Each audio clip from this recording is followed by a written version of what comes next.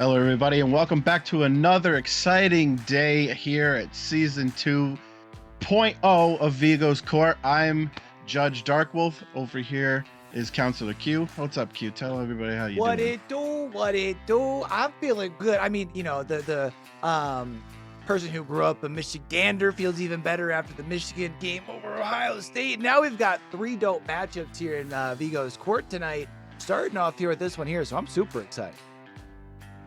For sure. We got Hex Girls versus Entity. What do you think's gonna happen? That's a really good question. I feel like every time we have seen Hex Girls come out, I feel like we've been seeing them make some pretty good improvements. And at the same time, I do feel like Entity's had some pretty consistent results as well. So I anticipate this being a relatively hard fought and close matchup throughout, but I think Entity comes out on top. Okay. Yeah, I think it's going to be pretty even. Both these teams have done fairly well for what I've seen.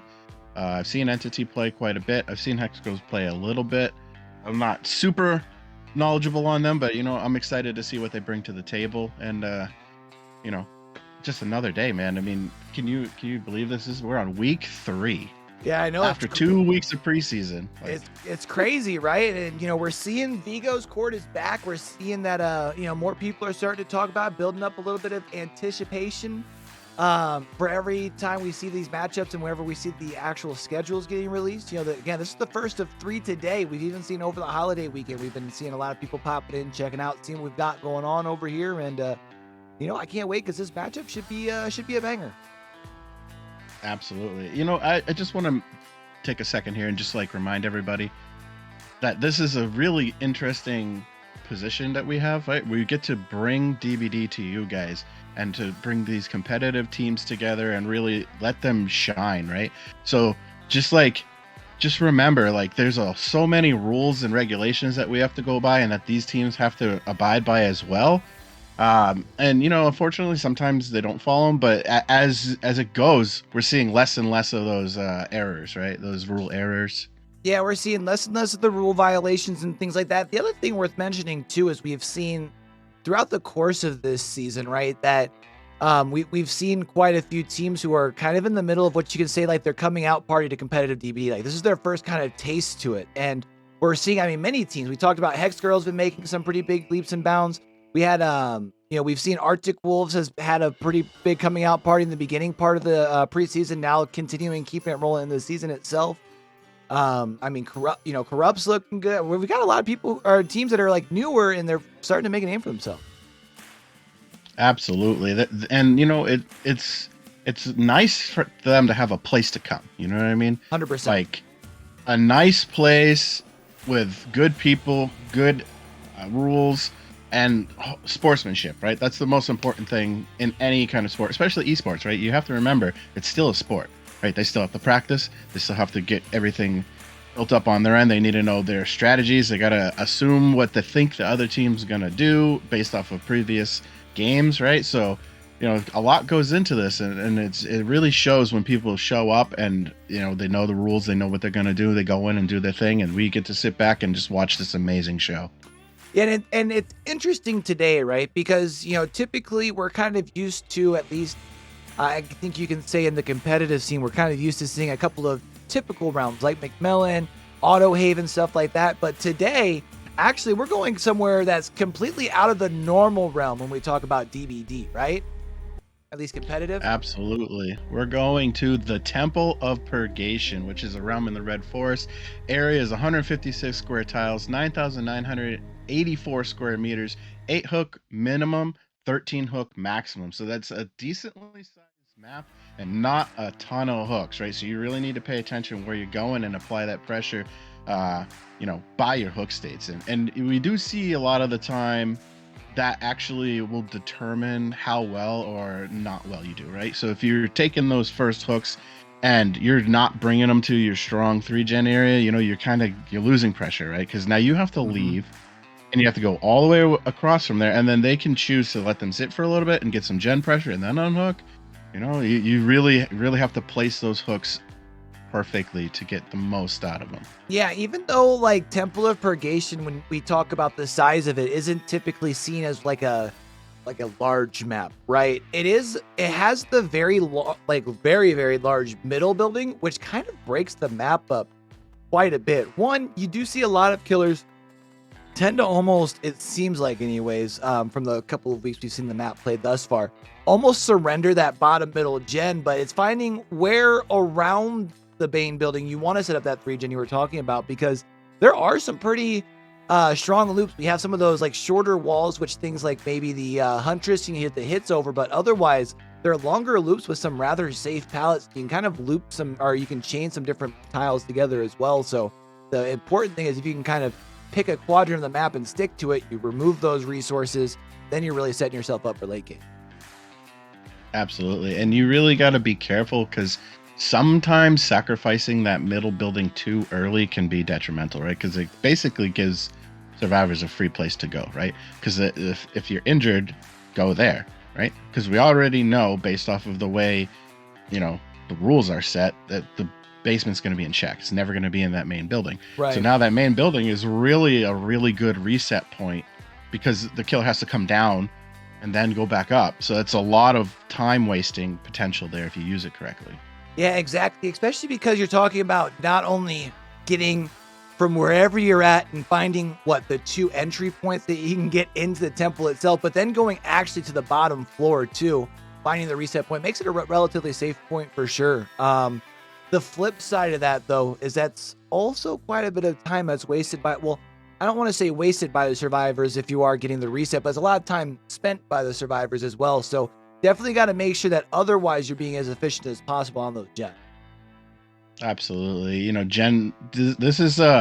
This game, if you break it down mechanically, right, is really a stopwatch game, right? You have 400 objective seconds that you have to do as a survivor, right? Forget about looping, forget about taking hook states or whatever. That's your objective. You need to finish 400 seconds of objective time.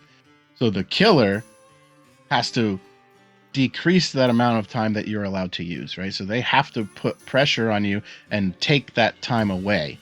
That's what Corrupt does. That's what Pop does. Any kind of gen regression, any kind of like insta down capability, that just removes time away from the survivors. Yeah, I would be interested so knowing that we're on this map here, what are some killer pick options that you would anticipate seeing coming out tonight? Oh, I don't know who has used what so far. But Deathslinger is not a bad pick on this map. I mean, if you have a good Deathslinger, he can do pretty good here.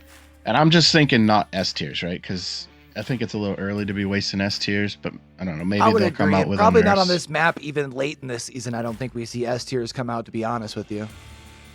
Except for maybe so I'm thinking. Right. I'm thinking maybe like a Huntress or a Deathslinger, maybe a demo. Wraith actually does very well on this map. It's weird. His speed actually does very well on those long loops that we were talking about, right? Because they don't get to run them as long. And if they're running, Ghost Soot or whatever, Serpent Soot, sorry, then they can just break pallets and come right out, So I would be interested to see. We haven't seen very much of this particular killer in comp. And I don't know how they'd be able to work as far as on the long walls, but we saw yesterday Slow came out and had a very impressive Nemesis game. What would be your thoughts on maybe even seeing a Nemesis working, right? Especially like a lot of those kind of areas right around the temple, those like mid-level walls. I mean, Nemesis can still do some damage even around those longer portions, right? Yeah, absolutely. So a Nemesis on here is also not a bad pick. You get some free pressure out of your zombies. As I tend to find that there's 2 camps for Nemesis, right? There's the ones who want the increased infection rate, and then there's the ones who want the double speed zombies. Mm-hmm. Personally, I think double speed zombies is the way to go, because all your infection rate does is just give you your tier 2 quicker. You don't really need tier 3. Tier 3 is just like distance. You really want tier 2 to break those pallets. But if your zombies are not being effective, you kind of lose a little bit on a map like this, because if they're faster, right, that's going to push people off gens. Yep. And you know, like we already said, they're not going to care about the middle, right? They don't care about it. So going around the map on the outskirts and having the potential for zombies to pick people off is pretty cool. And you know, I don't know. I would also like seeing I think maybe even Clown too. I feel like this is a map where you might be able to see Clown just because the smoke bottles also kind of allow you to shut down some of those longer loops as well, right? And especially because we've seen the few times that we've seen Clown coming out, if it's not the bleach bottle with the cigar box, it's like the cigar box and maybe even like the gin bottle where you get the extra bottles with it.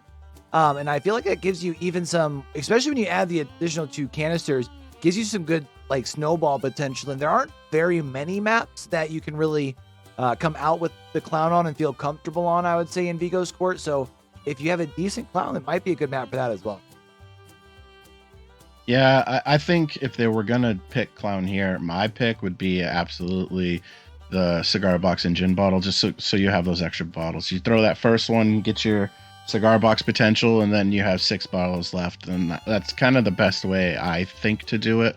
But outside of Clown, I mean, you know, there's not a whole lot that I think people are gonna pick. I mean, I feel like a Freddy here is kind of wasted.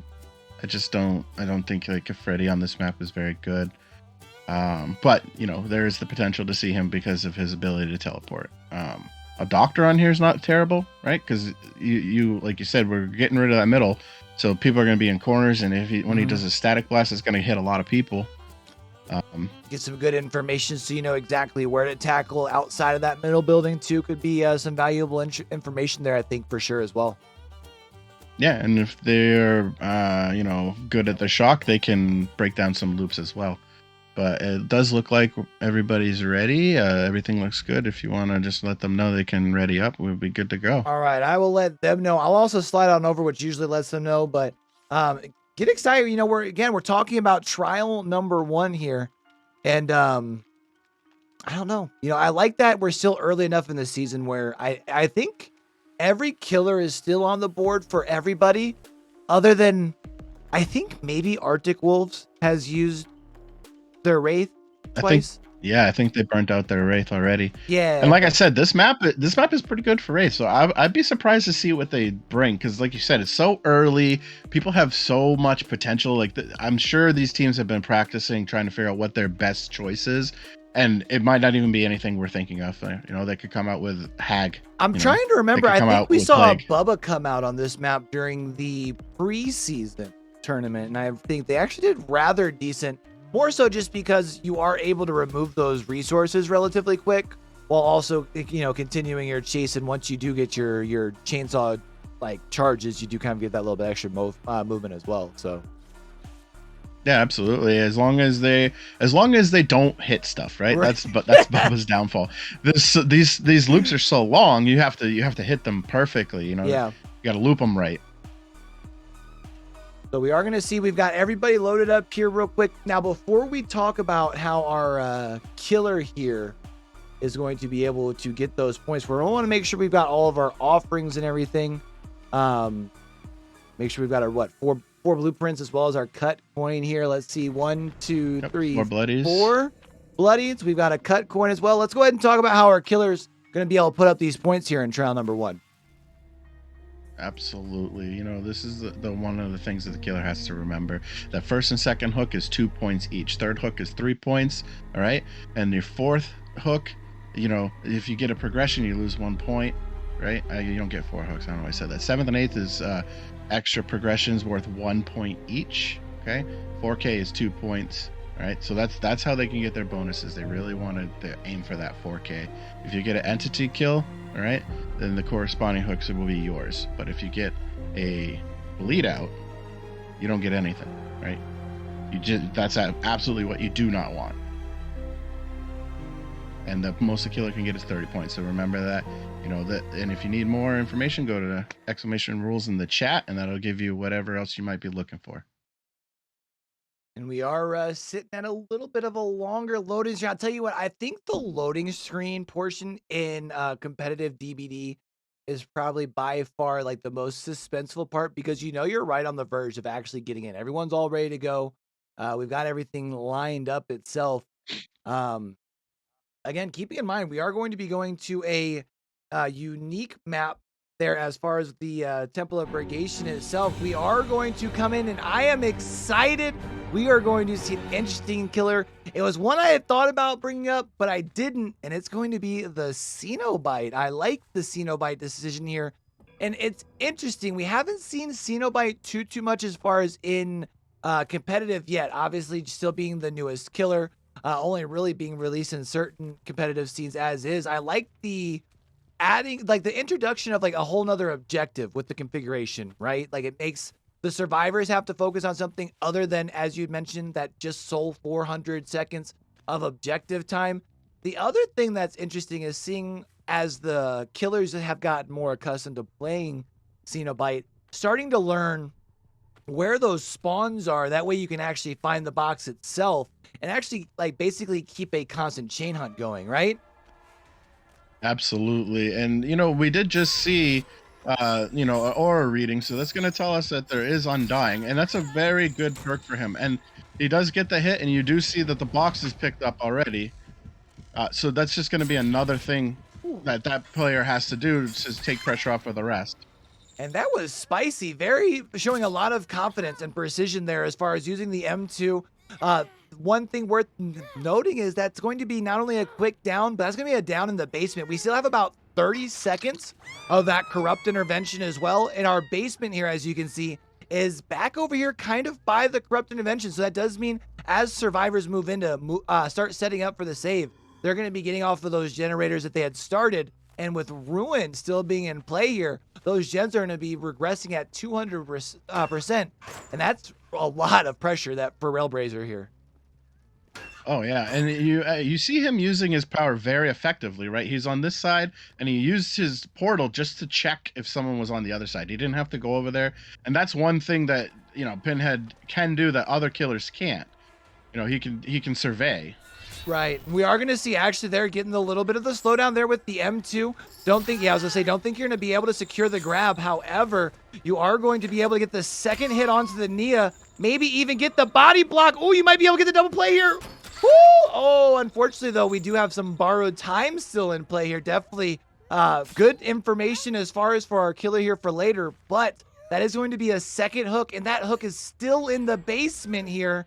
And, that's only one generator complete, and Ruin's still going to be helping protect those gens as our survivors need to go for a reset as well as come for an unhook. Yeah, and it actually shows the how long this person has been practicing, because he's effectively checking. He's not having to go anywhere. He's checking with his portals, which you don't see a lot of people do, and he's doing that very well. He's going to use it to look around and see where he needs to go. He's getting all the information without leaving. Yeah, even there worth noting, right? Like once we are going around the corner, you notice him actually go vertical with the hook so you can get a wider view with your POV coming around to see if you can spot what survivors are where. Because we did see that the Bill Gramps there is going to be coming around the corner. We also see here as well, we've got that notification about the box itself. Might be able to disrupt it. Yes, the disruption there is actually going to be big. Also worth noticing, we did also have our Ruin broken here too. So this next chase is going to be really big, because if Railblazer can secure the down here onto the ace and solve that configuration and start the chain hunt, even though it would only be hook number 3 with starting the chain hunt, that's a lot of pressure here. Absolutely. And this ace is doing a very good job of trying not to let him get him. He's wasting his time. We did see that deliverance play happen on Iridori in the basement, so they knew they didn't need to go get her. So hopefully they're putting some pressure on one of those outlier gens to make up for this chain hunt that's going to happen right now. Yeah, and we are going to see here, not only are we going to get the hook going on, this is going to be another fresh hook if I'm not mistaken, but also keep in mind here now with that chain hunt being active, it's almost kind of like a little bit of extra bonus tracking, right? You see those little portals and you know that somebody has to be close because they're going after someone, right? Absolutely, and they cannot work on gens without picking up the box. And we do see, the Bill with the box now, and he's in his line of sight, which is not where you want to be.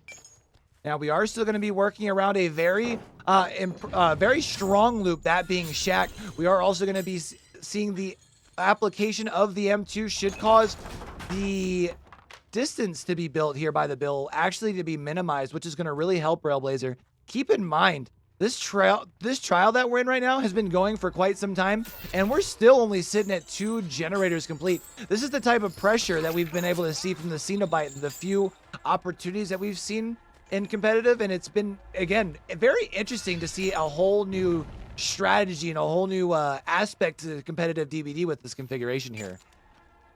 Absolutely. And when he gets this down right here, which I'm sure he's about to do, is going to start the chain hunt right back up. So they didn't really have much time outside of a chain hunt. You know what I mean? They're going to have to go right back into it. Ooh. And he does wait for the fake, a very good fake. If people aren't aware, when he has the box, he's under chain hunt. The rest are not. So by wasting as much time as he can, he's taking pressure off the rest of the team. Right, exactly. So this chase is like doubly critical because you're holding the box, so nobody else has to worry about solving it. Then right now, keep in mind, you only need 3 gens complete. You have 3 healthy survivors. Since it's been a while, yeah, look right there. You see all the 3 auras. They're split up. They could be getting very close to still being done with this, all of their objective with only 4 hooks to show for it. Yeah, and now we do see that chain hunt activate, and they still finish the gen. It does look like they did break the 3 gen. Oh, they did not break the 3 gen. It's sort of a 3 gen, but it's not. That one's a little bit far away, so if they are on that, that'll be good for them. And we do see someone over there right now. Yeah, well, now we're going to see continued chase over here at Shack. Do keep in mind that Shack pallet has already been thrown, so that's 1 less resource, and we're going to see this chase coming in. It's over towards the actual hook itself. This can get kind of dangerous because we are seeing the unhook there. That did happen from another survivor, obviously, coming over for the interaction. So right now, Railblazer has 3 survivors over here. Definitely a good decision by our survivor, the Nancy, to go for the box because there is no reason for Railblazer to be going that far away from this area in this corner. And we're actually going to see it down here. I do think this is actually going to be, I think this is another second hook here. So it's going to be 1 survivor that is that 1 more step closer to being able to be tunneled out once they're taken off this hook. Absolutely. And, you know, we do know that they had the deliverance, so it'd be interesting to see if they do get off and he downs them if he waits, right? Because usually they pair D-Strike, so he's got to be wary of that, right? 100% agreed. And also now you're going to see there on the right side of the screen, there's that haste status. That's going to be that no one escapes death. Our survivors now know that, obviously, after the M1 application to the forehead of infect here. That's going to be them down on the ground. Would be a nice hook to go ahead and secure here in the late game. You're also going to locate Gramps over here. Gramps does still have this pallet here on this corner. Would be a nice play to, I don't notice Gramps get to the window. A little bit of a hesitation actually by Railblazer.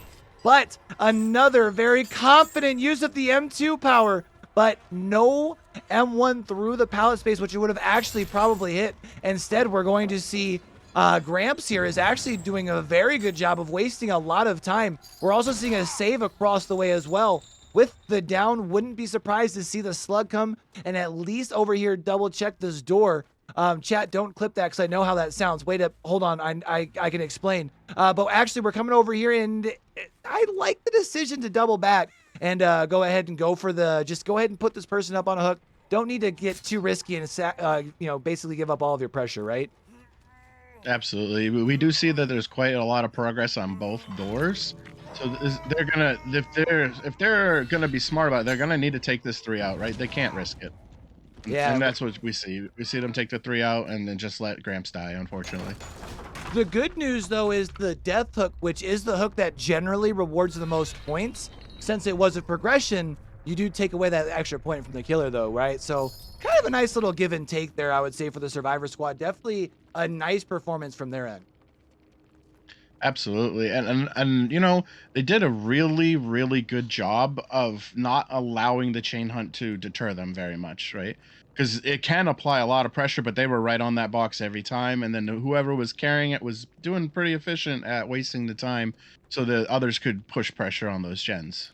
And one thing I wanted to point out here, I don't think I had talked about it too much, but we're seeing this combo here as far as the double increase of time to solve the configuration. That's really big we're seeing from our Cenobites that are kind of starting to play in the competitive scene, just because it's big information, right? It allows you to close the distance, and if you can down that survivor, and as we saw, you start those chain hunts, right? Yeah, I was actually kind of interested to see that he never once went to the box, right? He kind of just used it as you need to do this objective. I don't care that you're doing it because I'm going to chase this other person. So I know that two people aren't doing something. And, you know, and especially in like a pub setting, right? You'll see that as soon as someone touches the box, they drop whatever they're doing and teleport. So it was pretty good of him to not do that. I think it was smart, right? Because now you know two people are not on gens, right? Agreed. And I think it's a hard habit to like break even, right? Because it's easy enough that all of a sudden there's this new indicator and you're able to press a button and go to it. Honestly, kind of like we saw there, most times it makes more sense not to. For real. Absolutely, and that shows that they clearly have been thinking about using Pinhead a little bit more, right? And they've been practicing him and really understanding his mechanic and how to apply it, because his chain hits were pretty on, right? There was only a couple he missed, and that's not a very easy skill to use. It's sort of reminiscent of the Nurse Blink, but then at the same time it's not, right? Because you have this weird control factor you have to add to it. But that was pretty impressive to watch, honestly. Yeah, it's strange. It's almost like a Nurse Blink, but like you almost want to say a Deathslinger shot, but obviously you can't twist and turn where you're going when you're shooting your chain with the Deathslinger. But it's definitely a very unique part of the kit. It's something you don't really see on everyone else, and I think that might be why, even though we are seeing more competitive scenes start to allow Cenobite to be picked and played, we aren't seeing him come out as often. But worth noting, I feel like what we just saw there is something we see often when he does come out, which is just a lot of back and forth, because that extra ability to have some more snowball or some more pressure to push back onto the survivors with a chain hunt is just so crucial. Yeah, so that's the thing. Like, if you can catch the one with the lament configuration and down them, that's where you get your benefit, right? Because really his little, small teleport chains, they help a little bit, Right. They can stop a loop or let you close distance, but absolutely being able to cause the chain hunt is what his power is all about. And it's just I feel like the more I see Cenobite played and watching the killers, it's learning where the spawn points are, and it's even watching some killers get to the point where they're breaking away from a chase after Cube has been put back into play, because they have the map and game sense to pretty well be able to determine where it's going to spawn. It's insane to watch. Yeah, and I think that definitely shows like a different level of playing, right? Because a lot of people that play killer for fun or just like to do it, right? Because you get bored of doing survivor or whatever. The blood points, bro. Don't realize. Right. The free BPs. Yeah. They don't realize that RNG is only to a point, right? So after you start to see these cycles, you start to understand. Like, it's kind of like a little bit like when they took away Pyramid Head's ability to see where he sends people, right? Right. When he cages them. But a good Pyramid Head knows where the cage went. You know what I mean? They don't need to see it. They know right where it went. Right. Sometimes they're heading towards where they anticipate the uncage is coming at before they get the actual sound notification, right? Right. And that just shows like a different level of awareness, right? So to be able to see your gens, right? Oh, this is my gens. This is where people spawned. Yeah. And there are killers who can do that. They just in that first 10 seconds spin around, they know where everybody is. Yeah, now things are going to get interesting here, right? Because we did see we saw Hex Girls. They came out and they were able to do what you hope to do when you're the home team, right? You come out on the survivor side, you pull yourself a little bit of a lead. You're up 18-14. Now you're going into back-to-back killer rounds. And with this being their home, this is going to be where things are interesting because they probably have a little bit more like map familiarity when it comes to what all options they have on the table for their killer, right? You would absolutely hope so, because when it's your map, you have to think, okay, I have to play this map several times, right? Because it's mine. So you need to know that inside and out, and you need to know what killers you have can do the best, and in a situation like this, it's a 4-point lead. I don't know that you come out with something super strong. You kind of test the waters, right? Because you know that you have the next round to really, if you need to beat up on them, you can use it, right? Or do you come in and say, you know what, we're going full tilt? How do you approach this? I mean, I feel like since you have comfortability on the map, I feel like you're still probably going to see them saving like the quote unquote strong killers, right? For maps where they are going to need them. So absolutely. It looks like we're good to go. You can switch over, but yeah, I think that it'll be interesting to see what card they pull first, right? Because if it's like poker, right? You want to hold your hand a little bit, right? You don't want to show all your cards. And I do also like the fact here, if you are able to come out and have a stronger trial too, knowing that you are the killer here, right? Oh, I should probably let them know they're good to go. My fault. I'm slacking on my end. But maybe you can even give yourself a little bit of leeway to try a killer you're not as comfortable with in trial 3. Let's say you come out here and you get like a 4K, right? Like if you get yourself, or even like a 3K with like a whole bunch of hooks, like with like 10, 11 hooks. If you pull something off like that, you can really have a whole bunch of different things to trial at your disposal. Yeah, and with it being week 3, it's still the experimental phase for these teams, right? They're not by any means like completely figured out what they're going to do where and when, right? So it would be interesting to see them test something out. I think that if I was going to test something, it would be now. I would do it now and then save the third one, be like, all right, we tested it either worked or didn't. Okay, now we know what we're going to do. Let's go do that, and we'll finish out strong on our survivor side because this is our map, right? That's how they should be thinking. Agreed. Now, since we are going into trial 2, we talked about how Entity was getting the points on killer side. Let's talk about how they get those points here on the survivor side here, shall we? Absolutely. Survivor is more than half the game, right? So for survivors, first and second gen is 1 point each. Okay, third and fourth gens 2 points, fifth gen 3 points, and that's not all the way they score, right? They also get 1 point for escaping, 2 points for second escape, 4 points for the third escape, sorry, and then you get a whole 6 points for that fourth escape. So you really want to try to get the 6 points. If you can get out with 2 or less states as those are extra points, and that would be 1 point each for each of those escapes, possible of 26 points. And if you need more, exclamation rules in the chat. And I do think that I'm hearing interesting choice here. Yeah, we are going to be seeing some high action Billy gameplay. Let's go. So you have to think this Billy must know how to curve, right? Oh, for sure, Dev. Oh my goodness gracious, but we're seeing Gramps with the snipe to start the game. That was an interesting misplay. I think that was a misplay on Kenzo because I don't think they were looking. No, it didn't look like he was aiming for them.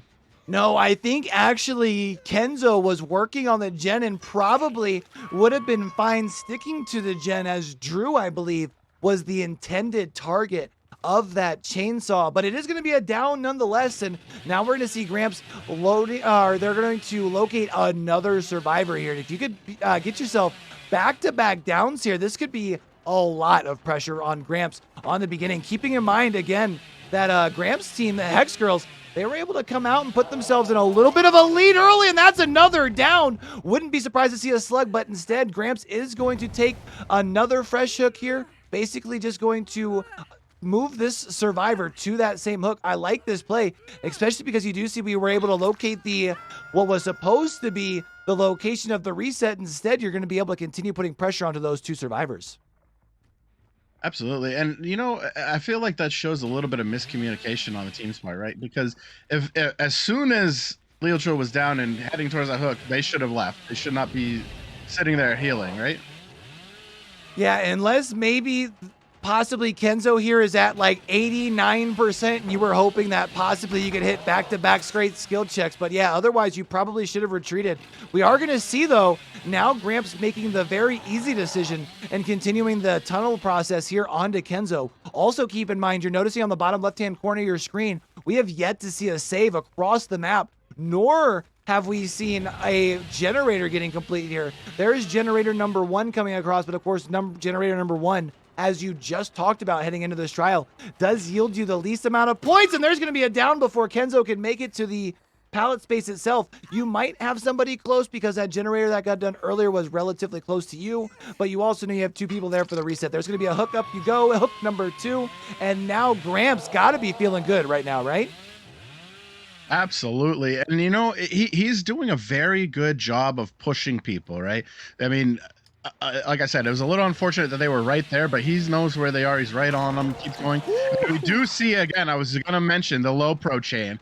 You know, he's making it known that he has it. He's not really trying to hide it, because he's just trying to get those downs as quick as possible. He does not care.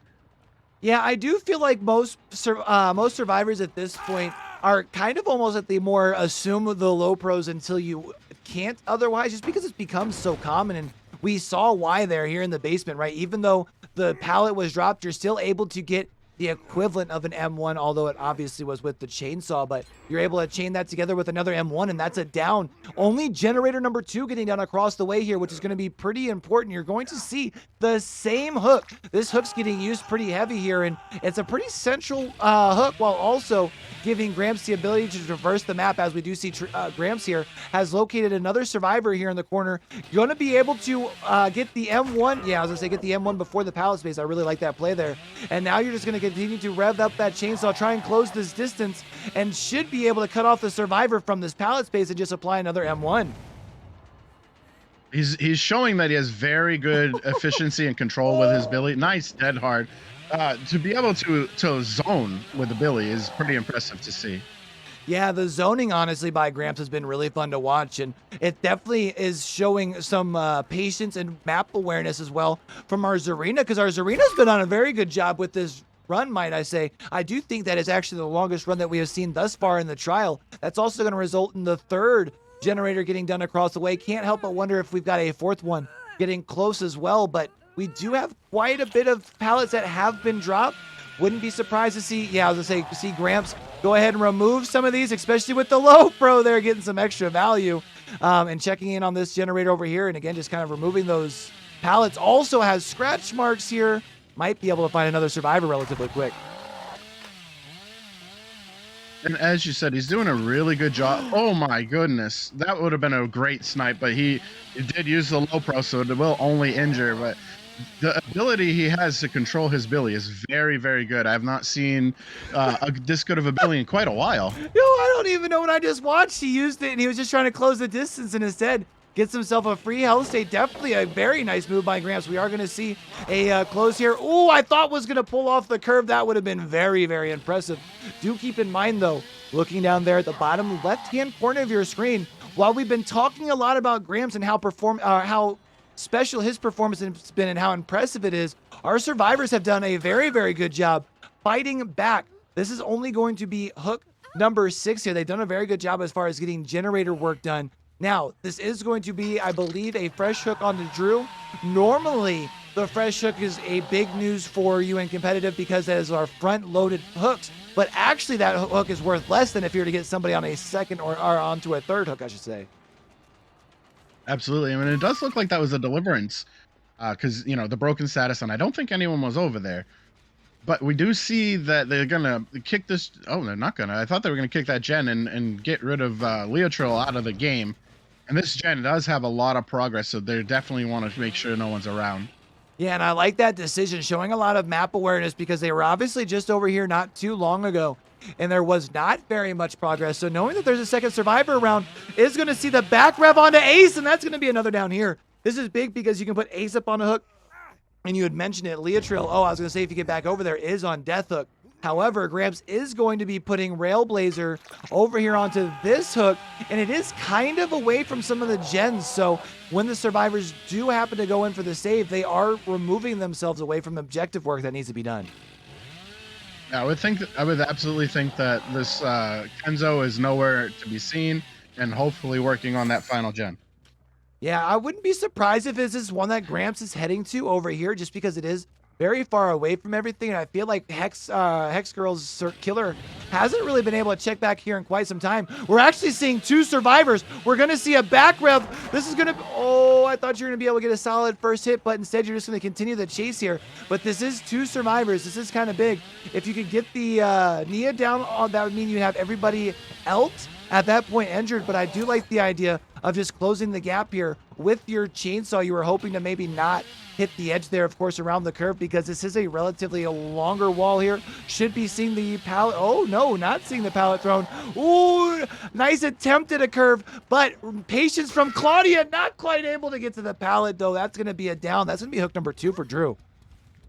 Absolutely. I can't tell if that was patience or greed, because it looked like they were out of the pallet. I think they were trying to get another run around, which I don't think I would do that late in the game. But we do see that he does have to traverse this side of the map, and he's doing a very good job with his mobility. Oh, man. And we do see that they cleanse that final totem, which does say that that was NOED. And that's tough here, right? Because you are going to take a look around and you're going to see 3 different survivors are all full health, but you actually were able to get the body block here before the pallet. Oh, and you weren't able to get the hit before the pallet, but the low pro chain hit at least allowed you to get to an injured state here. That means you can still continue to close this distance. Oh my goodness, what a snipe here. Now, this is going to be a death hook here. This is going to be the hook that is worth the most points. However, I can't help but imagine that our survivors are probably all working away towards the far door here and trying to make sure that they secure the 3 out, because every single one of the last survivors left in the trial are all on death hook. But look at this door. There's no progress on it. Yeah, you know, if you were looking over at that first door, where the ace was found initially, you would have seen that no way out was in effect. So I think that just finished. So they really have to start working those doors right now. Yeah, this is going to be tough. Hopefully they're at least on the far door here now, because obviously we can see no progress on this door, and Gramps has no reason to stick around here. There is a straight shot as long as you can get this loop around. Gramps might be able to get a snipe here, heading for the door. Oh my God! And he gets it. Oh my goodness! Did you see that perfect steering? This is gonna be huge right now. That's insane, because now you don't see any other scratch marks around here, right? You don't see anybody that was leaving. So now you might even be able to wrap up a 4K here. This is what we were talking about. This type of performance. Even if Leotril happens to leave out this door on the opposite side of the map, you're talking about an 11 hook 3K. You have really opened up the field as far as you. Oh my goodness gracious! And you're not by a door either. No. Oh, that was so close. I thought he was gonna get him right there. Well, we do see, I think looking back there, I don't think that there's enough progress. The question is there going to be a hatch play? Hatch has not gotten close. We're going to see a back ref here. We're getting close to a pallet here. The pallet's going to at least be able to go down. Allow yourself to build a little bit more distance, but you are going back into a corner. You've only got a Z tile here. Also keep in mind, we've kind of seen around here, we haven't seen the hatch. Seen the hatch at all. This is huge. Whoa. You know, they're doing a very, very good job right now of avoiding this hit. I think it's inevitable, right?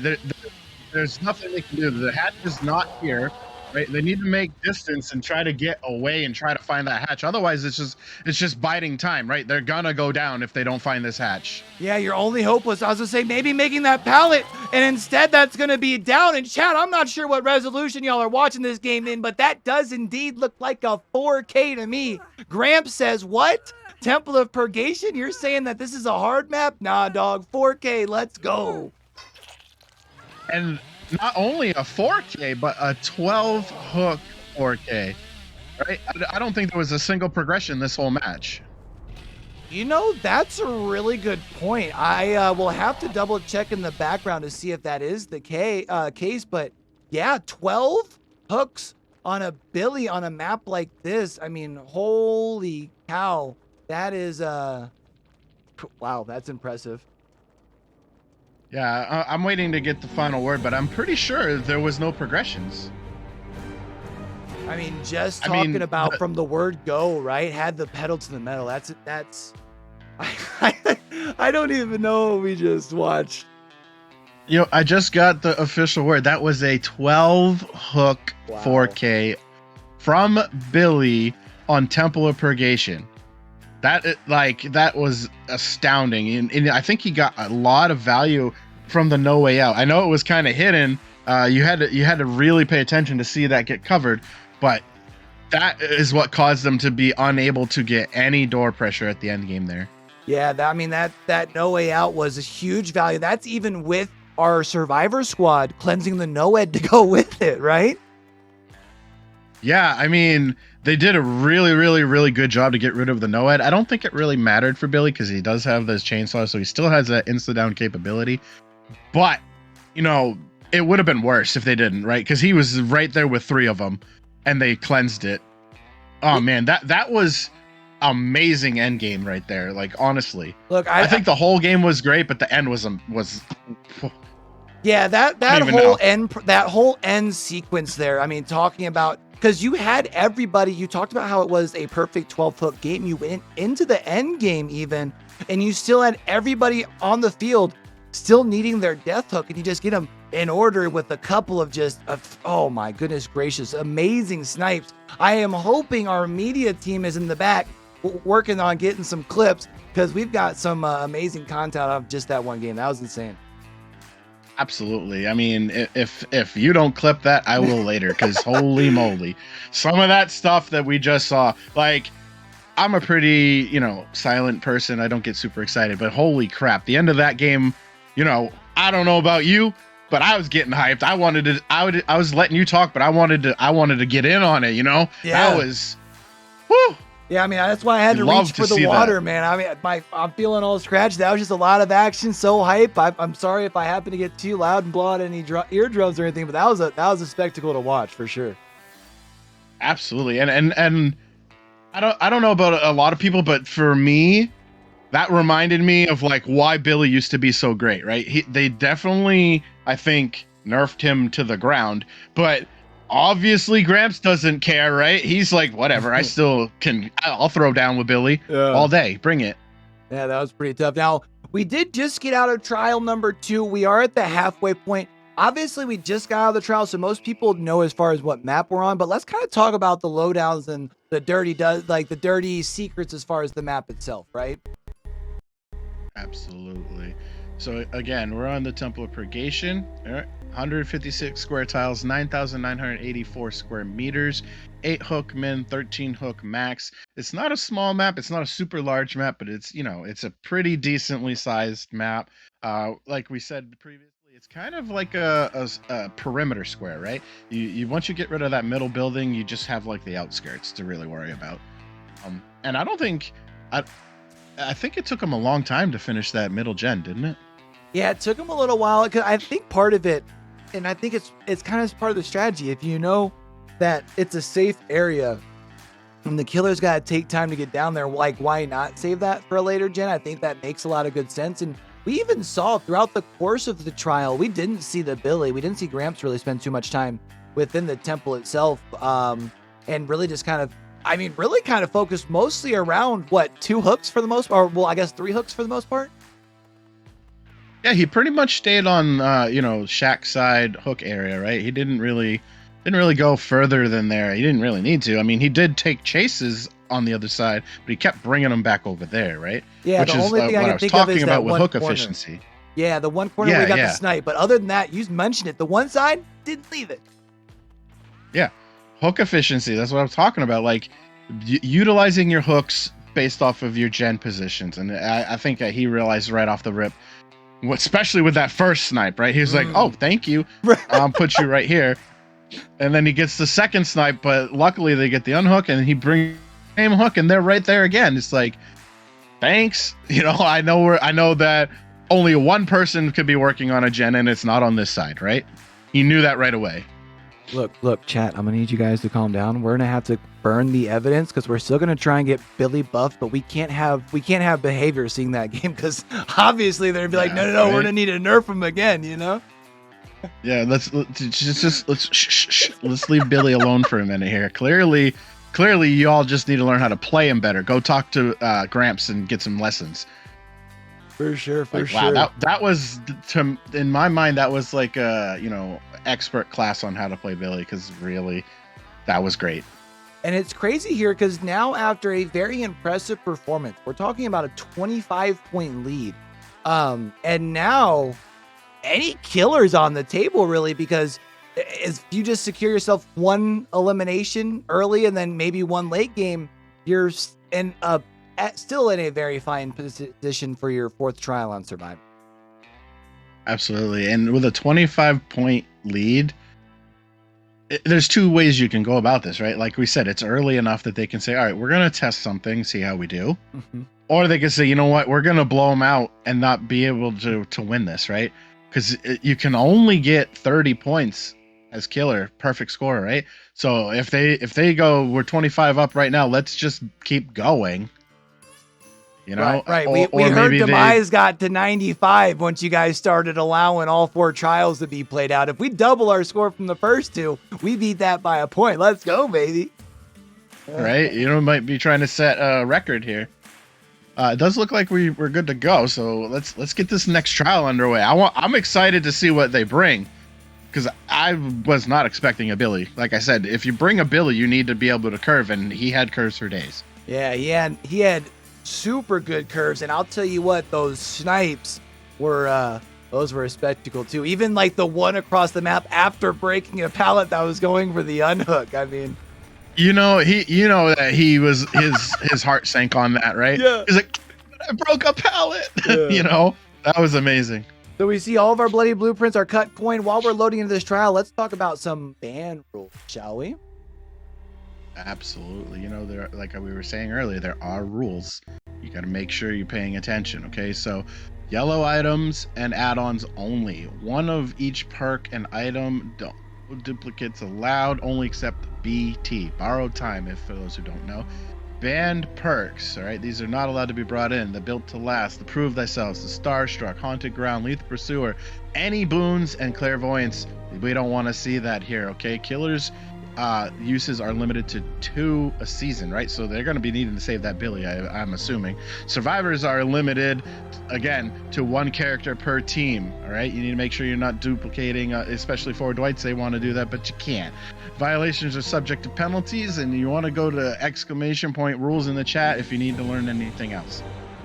All right, and here we are. We're moving on to trial number 3. We are talking about that 25-point lead, and we are going to see Oni-chan. I like watching Oni come out, because Oni, I feel like, brings out a lot of interesting strategy to both sides. Obviously, the Survivor side wanting to play a little bit more patient in the early game. Unfortunately, we are seeing Railblazer taking the early hit there, and I think was trying to go for the vault out the window. Unfortunately, went into the locker instead, but we are going to see really good value out of those add-ons there, and we are already at to the point where if we wanted to, we could pop our power, but I do believe the move that we're seeing here is the move to make, which is save that power until after you secure your first down and can try and build a little bit of snowball off that power use as well.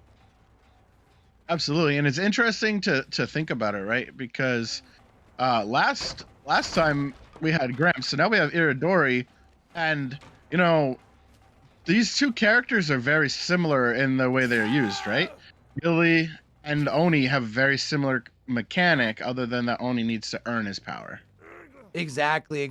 Now, of course, you don't have the constant ability to traverse the map like you do with the Billy, but as we will see right here, as we're talking about now, we're going to see Irodori here actually go in. Irodori, sorry, I've always mispronounced that name. Irodori, though, going in, and it looked like we saw some scratch marks, but weren't able to locate a survivor, trying to maybe go for a little bit of a flick around one of the edges, maybe trying to locate a survivor. Wouldn't be surprised if the survivor has retreated to a actually one of the lockers on the backside there, just because it takes so long. But we are going to see the save actually coming in. Also looked like they were going to try and go right for the generator itself, looking for the flick, but hitting the wall instead. Yeah, it's a little unfortunate. Oh, they do get the down. just before their power ends, which is very good. They needed that. I was gonna say it's a little unfortunate to see how well the survivors were hiding out their power there, and they're gonna have to rebuild the entire power again. And we only see one gen done so far. So if this trend continues, the survivors might get some benefit out of it. But there goes the second gen. Yeah, we're seeing the survivors though. They are being relatively efficient on the gens here, right? 2 generators complete for 2 hooks, and they were 2 relatively quick hooks, worth mentioning too. So definitely good seeing that. One thing also that we can talk about, we do see that generator down in bottom mid is covered from that deadlock. It's been interesting seeing more and more killers seeming to opt to go for the deadlock over, say, a ruin, which of course you have the RNG from a hex totem or even a pop. It's kind of interesting to see deadlock being used more and more. Yeah, I do see its value, but I also have seen it not work, right? There's been times where it blocks the wrong gen and another gen pops in the distance. So I think it's still something that the players are getting used to. I do see its value, but I personally, it's just not my favorite. We do see that they are broken, so that must have been a deliverance play. So they're going to opt to leave them on the ground in fear of the DS. Yeah, and you had mentioned it before, I think it was last trial, about we left the slug from the player who did have the deliverance, the prior hook, and we did see, that deliverance DS combo is something we see quite often, so wouldn't be surprised to see it here as well. Especially too, since you do have your power, try and maybe use it here to get some extra downs, but we have not, I was gonna say, been able to locate a survivor. Instead though, there is gonna be Railblazer, and Railblazer unable to pull down the pallet, and that is going to be a down here in the basement. And there is a flashlight nearby. The flashlight though, not able to be used for a successful save, and we are going to see Irodori here now basically rotating out to this same hooks that we've been kind of using we've been using thus far in the trial. And I like it because we did notice another survivor, and we even see some more blood orbs. Might be able to build a little bit of a snowball here. Yeah, and it's also good to note that, like, the gens on that side are gone and everything is in this corner, so they don't really need to go anywhere. Yeah, they have been able to play themselves into a relatively decent generator spread. Kind of like last game, not exactly the tightest of a 3-gen, but still a 3-gen nonetheless. However, we are going to see Irodori coming over here towards the shack. The shack does have basement in it, so it would be a nice down to secure her over here. However, anybody who's played DBD for more than like 2.5 hours knows that the shack can be a relatively decent resource. However, we are going to see a relatively fast throw of shack pallet, and instead we're going to see our survivor retreating over here to the TNL wall. I'm kind of interested to see how this thing plays out. We are going to see a dead hard in order to get to that L wall's window. They're also going to be able to make it to this next pallet. We are going to see a bunch of blood over here, so this was probably the location for the reset earlier, but with that generator getting popped, we also see No Way Out being proxed over here across the way. So we have 2 stacks on that, meaning we have a little bit of added time before they can start powering the doors, but not too much. Would definitely like to secure it down, and that's going to be a hit down onto Drew here. I'm actually surprised to see them do that pickup and not utilize their power a little bit more. But it does look like they're going to try to hook by this gate so that they have some kind of awareness that they're not on this one, have to be on the other one. And as you stated, there's a ton of blood over here and they know it, so they can just go repower up right here and push them on that other door. Yeah, I think that's probably part of what helped lead to the decision, right? You can go for the hook, you at least secure yourself a resource that the survivors are going to be tempted to go retrieve, which is a hanging survivor, right? And that's going to be another down here. And this is big. Now, this might be the time. Irodori, I was about to say, and may look really smart, and instead you go for the pickup here. However, we still have a survivor across the way on a hook, and you notice up top was quite a bit of blood, so I think we might get this power back really quickly. Yeah, see, I don't think that was the right move, honestly, to just grab and go, because they're just gonna leave. So that I would have downed them and gone back to the hook to apply some more pressure, right? Because you gave up the pressure when you picked them up. There's no more pressure now because now they know we can get the save and we can leave. The good news, though, is you do take away, as we talked about heading into trial number 1, the fourth escape, which is the escape that renders the most point for the survivors, right? So even though maybe not getting the most points since it was, I think, a hook plus a progression there at the end game, but you are taking away the 6 points as well. So a good, basically a 10-point swing. And since you're already looking, you're at a 25-point lead, you're still looking at a 19-point lead after trial number 3 here. And I think that means the game is even over before the 5th gen pops. I think we only need like 2 or 3 gens if I'm not mistaken. Yeah, it's gonna be tight. Obviously they need to come out and put some work in on the killer side, right? Because Entity needs to bridge this gap. I do think maybe they were playing it a little too safe. I just feel personally, I feel like there's a couple of things they could have done better, but I mean, they're still way ahead. They don't really need to worry about it. Yeah, I do want to say though, Oni is one of those killers that typically tends to struggle in the early game, and what we saw there from Iridori was actually a very impressive, I would say, performance in the early to mid part of the trial. So being able to keep consistent pressure there, maybe not exactly getting the total amount of health hook states that you would think after having that start, but being able to keep that constant pressure from the word go. Really though, I think we also just happen to see our survivor side really just kind of showing up really efficient like survivor squad from top to bottom, right? Yeah, I feel like even though the Oni got power early, was able to get some downs with it, the survivors were still able to effectively, finish gens, get the 3 out at the end of the day. I think that there's a lesson to be learned here on both sides. I do think. Yeah, now we're talking about moving into trial number 4. Here's where things get interesting because you could still come out and, I think we saw in trial 2 with the 4K at, I think it was, what did they get? Oh, no, they did get all gens complete, but that did cause a, 18-point difference? Which would be short of what you're looking at here. So if you get a 4K at 4 gens, They're going to need to bring out a lot of pressure right now because the swing is in the survivor's favor. If they just play safe, respect terror radius and not allow killer to get much pressure early, it could be the difference. But the killer, you have to be thinking, I need to bring someone I can get fast downs with, and keep them down. Yeah, it's interesting, right? Because you're talking about you are going to need, we just said it, basically a 4K, I think at 4 gen, I do believe would basically be the difference. But the last thing you would want to do is, let's say you bring out a nurse, an S tier killer. Hey, I need 4K at 4 gens in order to win here in week 3. But then you get a 4K at 5 gens complete and you've burned an S tier killer, still had a really good performance, but didn't maybe get full value out of it, right? So kind of an interesting point to be at, and I'm going to be interested to see the decision our team makes here. Yeah, they really need that. Hopefully they're conversing and really trying to figure out what they got to do, right?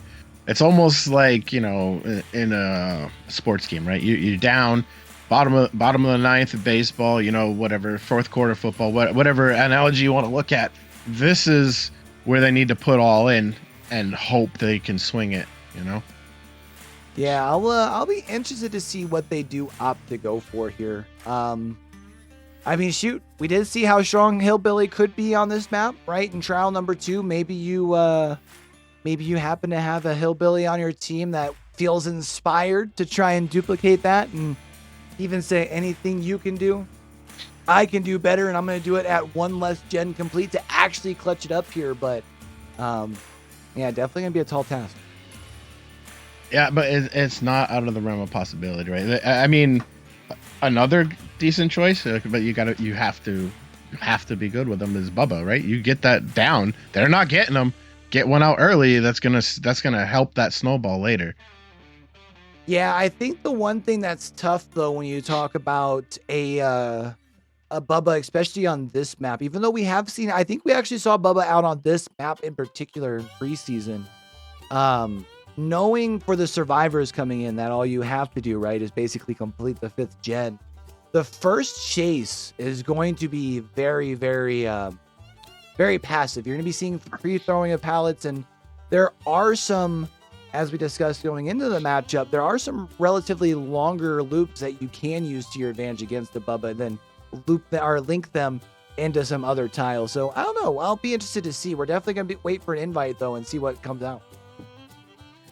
Yeah, I was actually really paying attention to how the survivors were running these last 3 games, and they didn't really use the long loops. Really, they kind of just like pallet, move on to the next, pallet, move on to the next. They didn't really loop, like especially at Shaq, right? Like they dropped that Shaq pallet almost immediately and just took off. Mm-hmm. Yeah, and I'll and if we have anybody that's maybe a viewer that's a little newer to say like the comp scene and might see something like that, and you see Shaq pallet go down at 4 and 5 gens and going like, what are you doing? Like, obviously, since they're in comms here, you can have some confidence knowing that obviously your 3 other survivors are somewhere on the map being efficient on some objective time, which maybe you can't always rely on in public matches, right? Solo queue. Yeah, I just think that especially that last one, I think that he could have gotten another loop out of there, and that might have saved them from going down there at the end, because they went to the pallet and it was gone. But you can only do what you can do, and when you got a full power Oni chasing you, you just like, oh, just miss. I'm calling it right now. They're gonna try and match that energy. Wait, I changed my outfit. Oh. All right, well, we're just gonna change this outfit. That way we got the Q. Oh, there he is, the Q Billy. Hell yeah.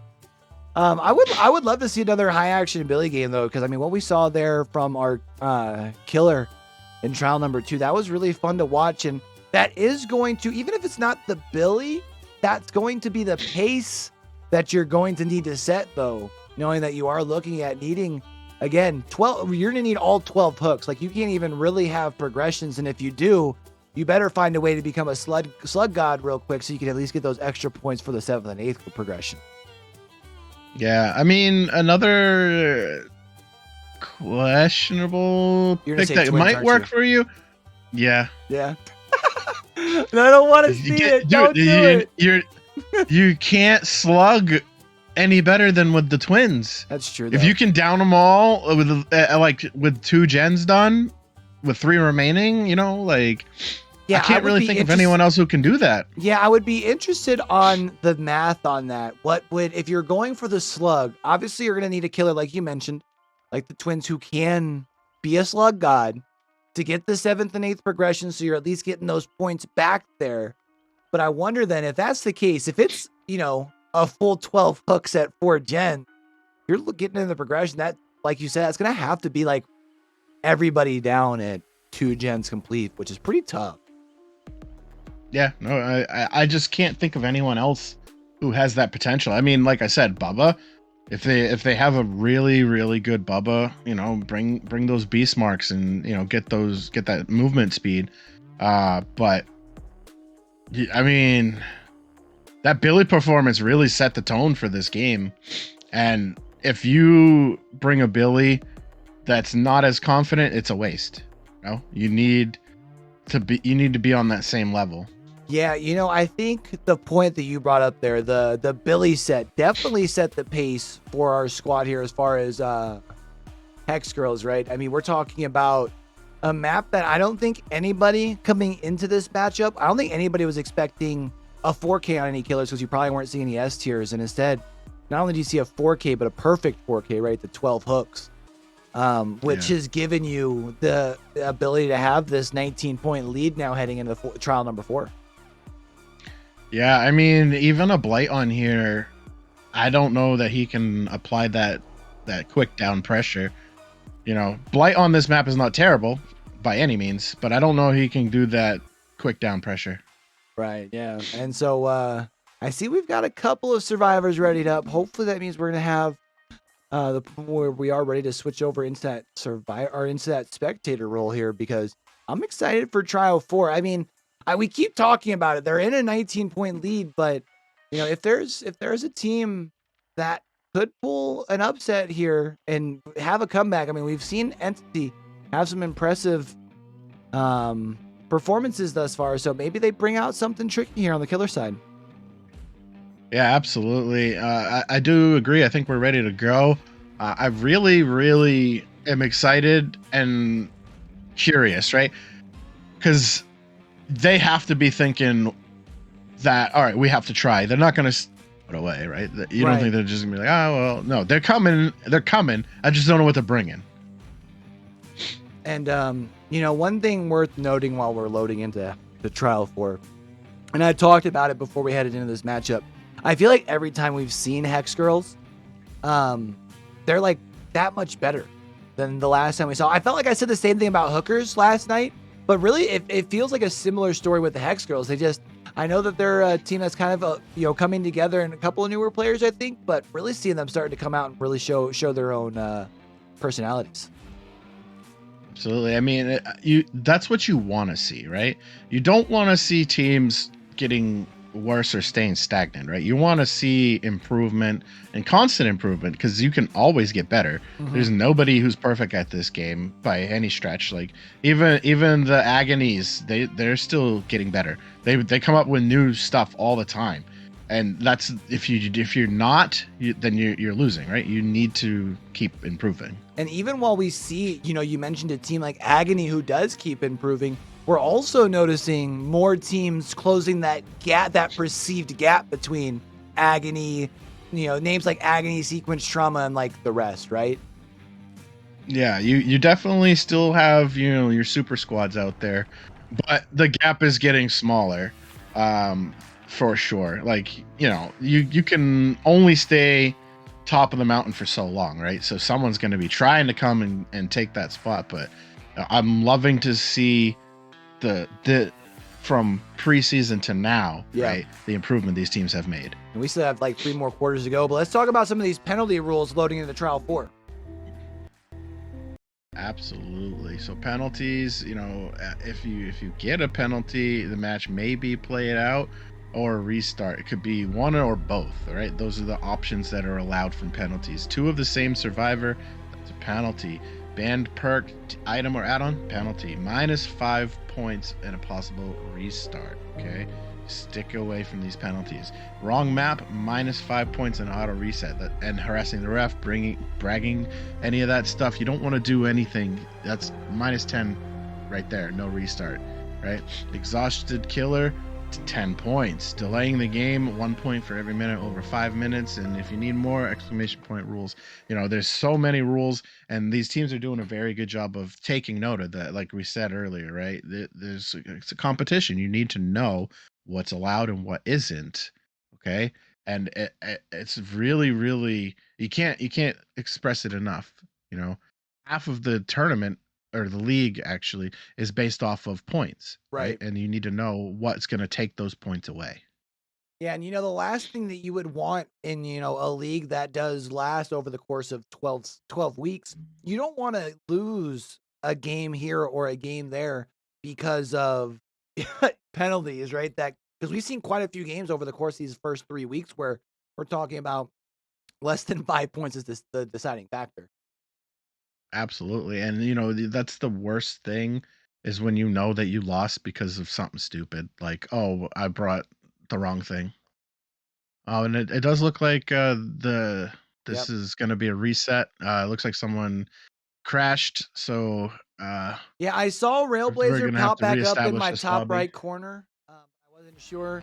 I wanted to make sure that we did indeed have that lobby go down before I say anything. But yeah, we're gonna have an extra second here that we'll get to hang out and things before we move into our last trial here. But doing really good. I do see I've got that invite from Trailblazer coming here, and we should be fine. But I think since it did look like just a regular crash, we should be fine. We should be worrying about any points or anything, right? Yeah, I think it's just DVD being DVD. That kind of is kind of unfortunate on their side, because unfortunately the survivors saw whatever they were bringing. Yeah, I So mean, they I do might need believe to they have the change option to tactics a little change if bit they here. want, but yeah, now you got it. Now you have that. And that's the thing, right? Is if you were looking at maybe bringing somebody who you felt was going to give you the really good um leg up to try and make the play to bring this thing back. Now you've kind of exposed your strategy. So you can still go with that strategy or you can switch it up, but now you're kind of stuck with that decision, right?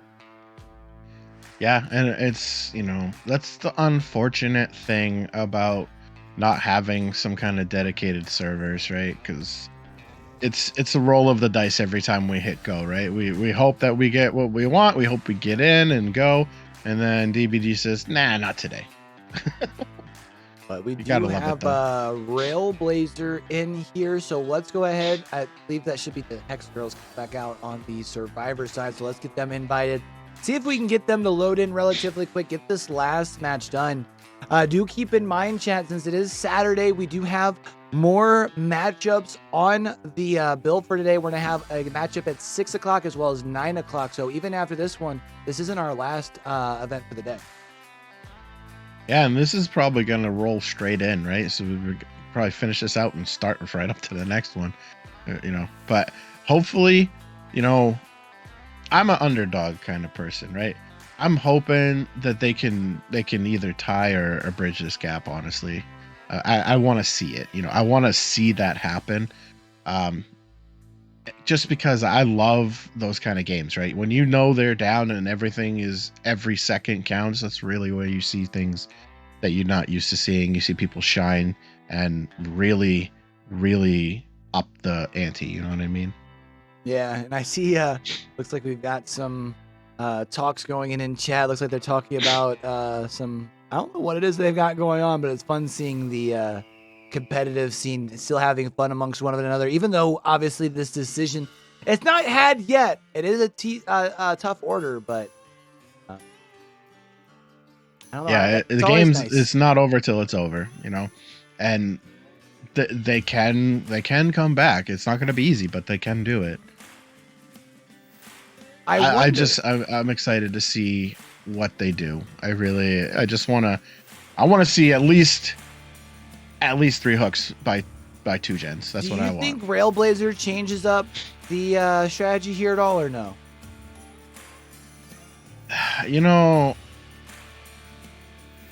If they were bringing what they thought they needed to, I don't think you'd change anything. Yeah. They just have like a leg up on what you had, but it doesn't really change much unless you were trying to throw them off with something, right?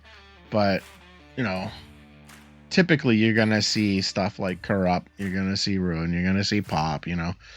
Those are typical. But I mean, like if he had something crazy, like make your choice or whatever, something that you're not used to seeing, then he might change. But if he's just going in with what they think is going to do the best, and they got to do that, right? Yeah.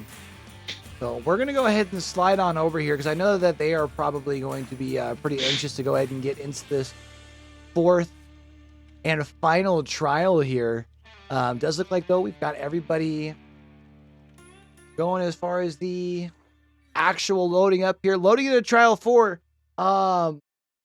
Since we are talking about the killer needing a very good game, let's make sure that they have got all of the offering. Let's make sure everything looks good here.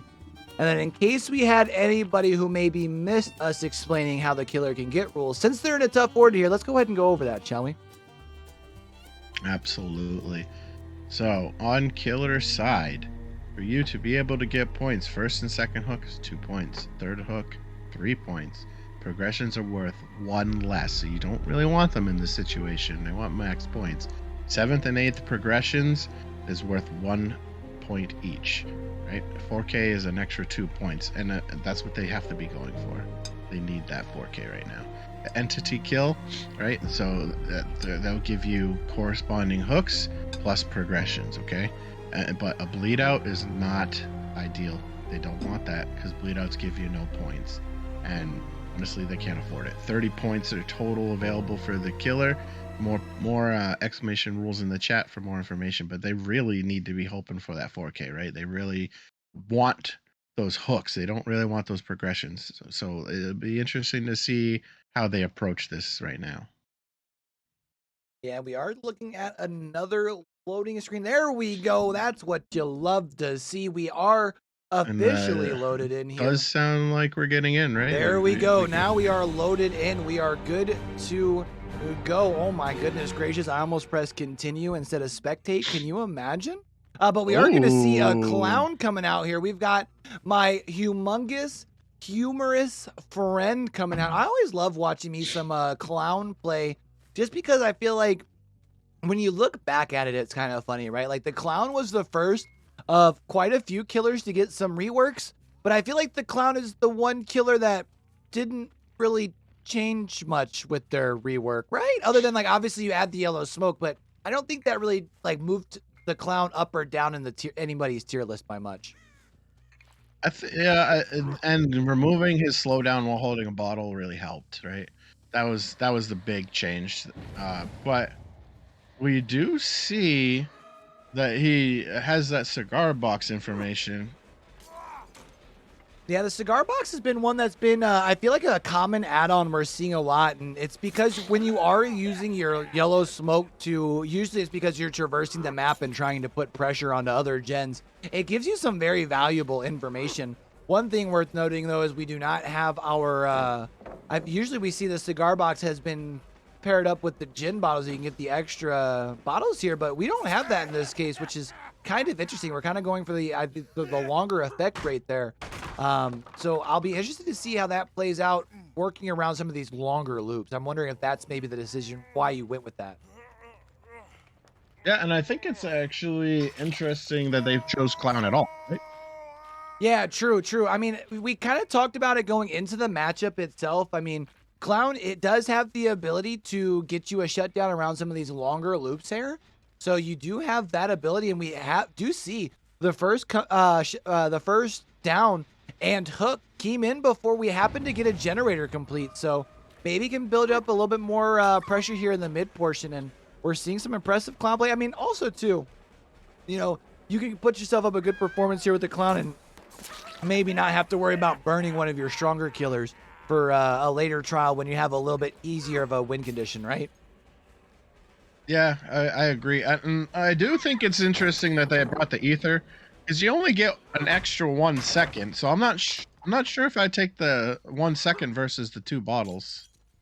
Yeah, you know, I feel like, I mean, at least for me, and maybe it's just because I made the mistake of starting off as a clown player when I started playing killer and didn't realize that he was like one of the worst ones. But yeah, I feel like the extra 2 bottles is so much extra value, especially because with the cigar box, when you're traversing the map trying to put pressure on some gens, you can throw a couple of them and still have a couple of your regular tonics in hand to try and make a play, slowing down a survivor that's running away from a gen, kind of like we're seeing here, right? Absolutely. And we do see that gen pop, and we do see, you know, deadlock again. So people are trying to get a lot of use out of deadlock. We had corrupt, we had deadlock. You know, it's kind of like turning into like a, you know, killer kit for all comp. Yeah, you're definitely seeing deadlock being more shifted into the meta role, and it's interesting, right? We kind of talked about it last trial, but even seeing some killers opting to go for it over even like a pop goes the weasel, which gets you 25% regression. You would rather just get the slowdown as well as the information that you get there. We did see Nia trying to use the sprint burst to get away. However, of course, those tonic bottles are going to be some slowdown, and that's going to be Irodori now on the ground. We're also going to see the yellow bottle used to be a little bit of a faster process as far as carrying our survivor towards a hook. However, there's quite a bit of distance to gather to get to a hook, but good news for you, you see a couple of gens around you here, so you've still got yourself a really good situation as far as some map pressure.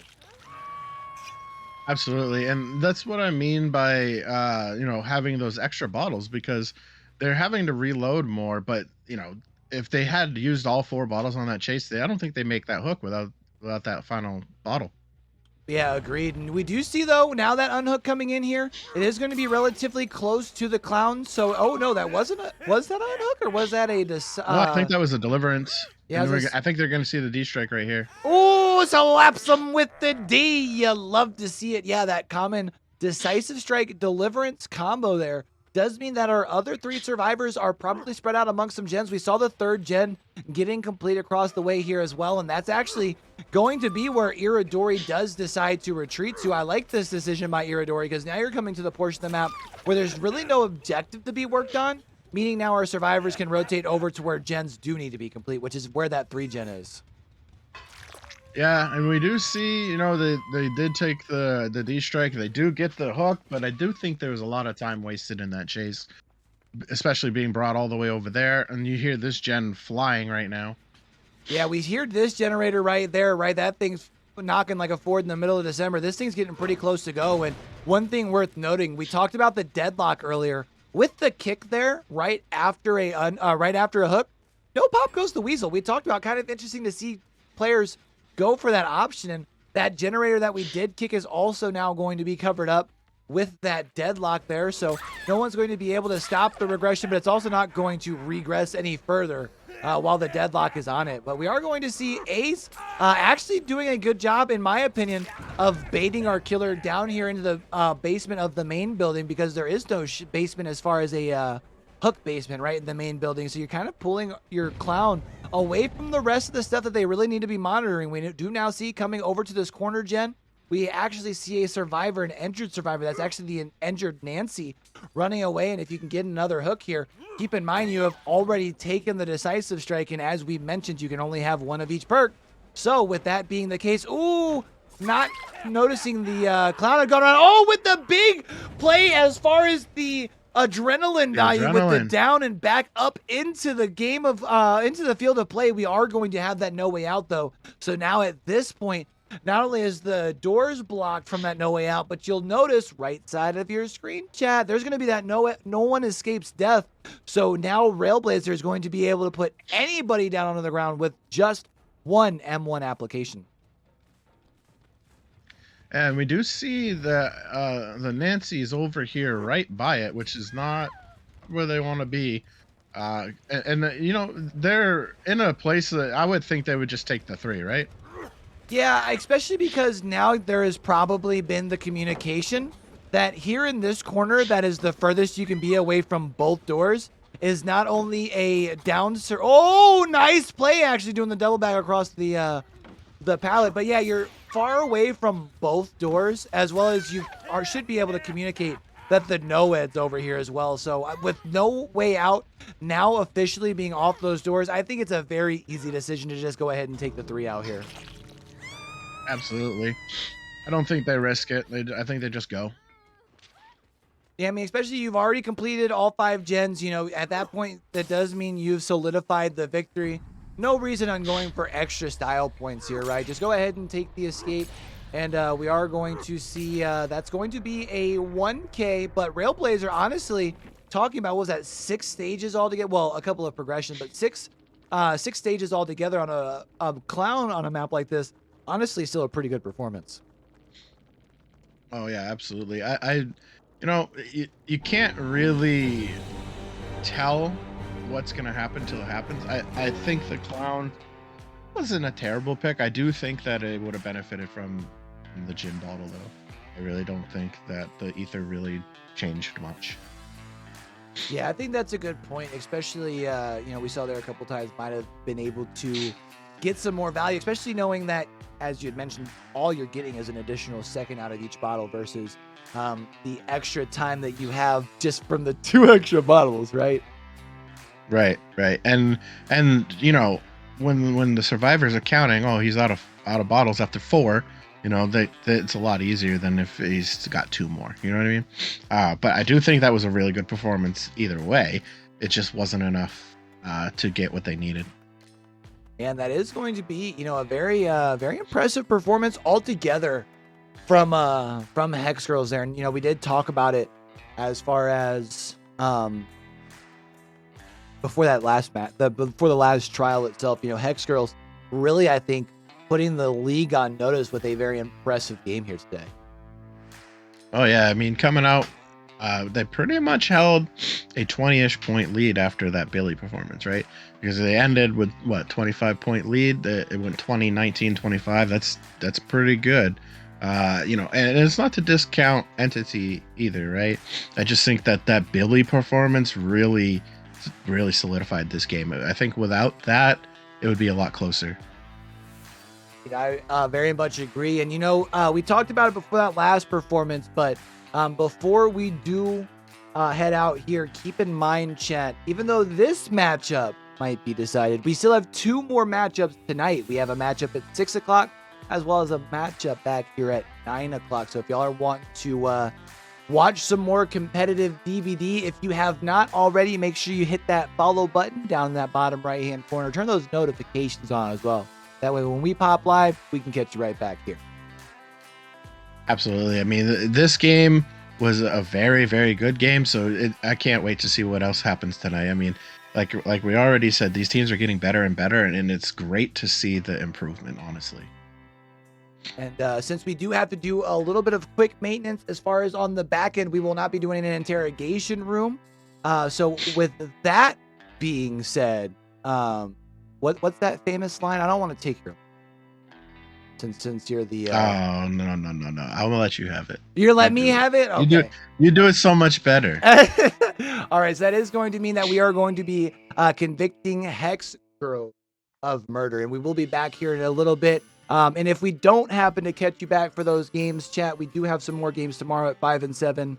But until we catch you back on this channel for some more games, chat, don't forget, man, with everything crazy going on in the world today, be true, be you, be sincere, game hard and love harder. All right, that's fair. I'm your boy Q, signing out. Peace. Take care of each other.